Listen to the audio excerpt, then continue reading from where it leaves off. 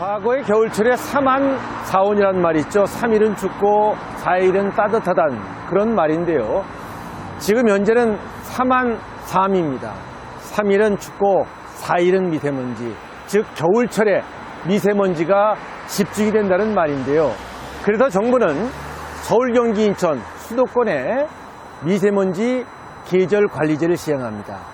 즉 이 지역에 작년 9월 기준 146만 대의 배출가스 5등급 자동차가 평일날 운행을 하다 적발이 되면 10만 원의 과태료를 부과한다는 것입니다.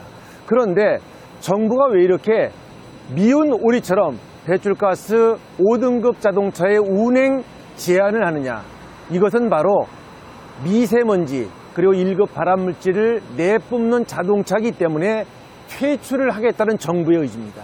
앞으로 배출가스 5등급 자동차가 다닐 수 있는 길은 DPF라고 하는 매연 포지 필터를 장착해야만 운행을 할 수가 있습니다. 겨울철의 점검 방법에 대해서 한번 알아보도록 하겠습니다.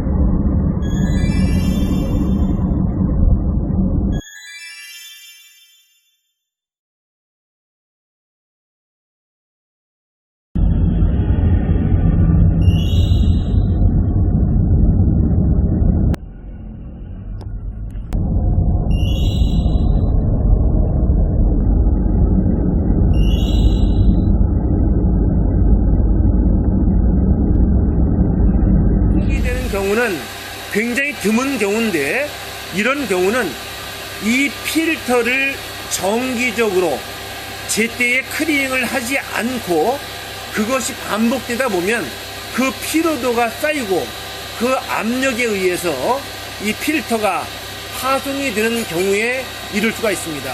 이 필터가 파손이 될 정도라면 엔진에 무리가 상당하기 때문에 엔진의 심각한 고장은 물론 그 압력으로 인해서 화재와 안전사고도 예측할 수 있기 때문에 클리닝의 적기는 미리미리 제때 하는 것이 가장 친환경적인 방법이라고 볼 수 있습니다. 이 DPF 부착한 사람들 약 70% 정도만 클리닝을 하러 오는데, 70% 클리닝 하러 오는 사람들은 그래도 아주 클리닝 관리를 잘한다고 볼 수 있는데, 그 70% 중에서 이 필터를 진짜 오염이 된 상태에서 오지 않고 제때 오는 사람은 어느 정도 돼요?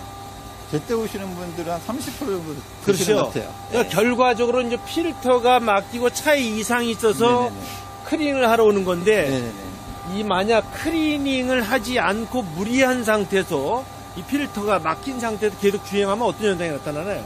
일단은 쉽게 생각하시면 빨래도 너무 찌든 빨래를 세탁기 한 번 돌리시면은 빨래가 제대로 안 되잖아요.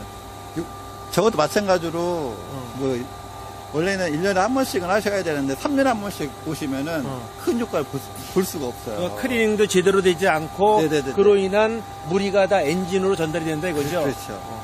아무래도 그 DPF가 많이 막혀 있으면 그 열이 엔진 쪽으로 가기 때문에 엔진 가열로 좀 엔진이 좀 망가질 수도 있고요. 그러니까 이 DPF가 너무 심하게 막히면 엔진 과열로 인한 화재 위험성도 있다 이거죠? 화재 위험도 있습니다.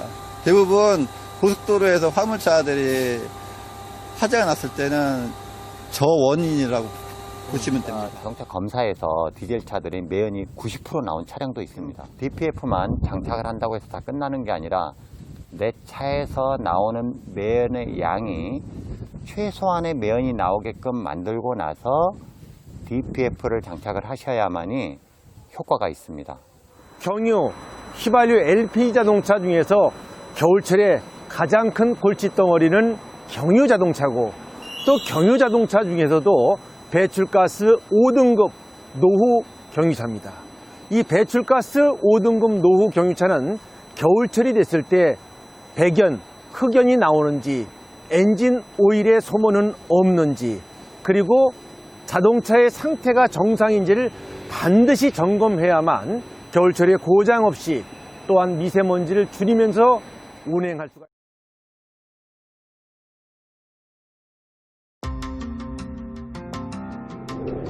전 세계 한 해 약 700만 명 이상 이것은 전쟁이 아니라 바로 미세먼지. 미세먼지는 국가 재난입니다. 미세먼지는 국민의 건강과 일상을 위협합니다.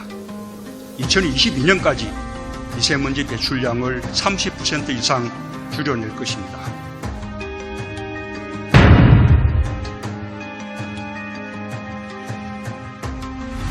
(2013년) 세계보건기구 산하 국제암연구소는 미세먼지를 암물질이 확인된 1급 발암물질로 지정했습니다. 노후 경유차가 내뿜는 매연도 발암물질입니다. 지자체로부터 저공해조치 의무화 명령을 받은 노후 경유차는 의무적으로 DPF를 부착해야만 운행할 수 있습니다.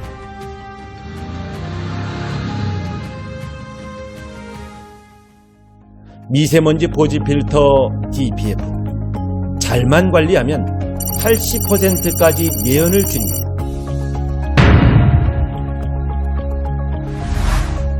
환경부는 미세먼지를 줄이기 위해 90% 보조금을 지원하는 저감 사업을 시행하고 있습니다.